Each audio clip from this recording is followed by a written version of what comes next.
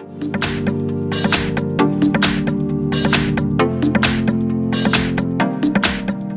I have GIONEE A1 and let me show you how to add the fingerprint protection on the following device.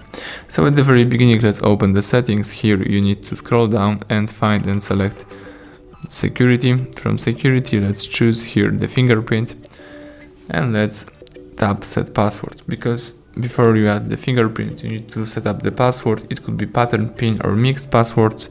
Let me use pattern. Let's draw your unlock pattern, tap continue, and let's do it again just for confirmation. Tap OK to confirm it. You need to select the security question, so let me select the following one. Let's enter the answer, tap confirm, and that's it.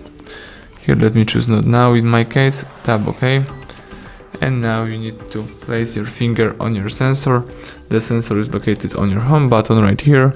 Let's simply start holding your home button a few times to save the whole fingerprint. That's it. Now you can tap done, and if you press the power key, your phone should be locked, and you can unlock it by using pattern, or you can do it by using fingerprint. That's it. Everything went well. Thank you for watching. Please subscribe our channel, leave thumbs up under the video.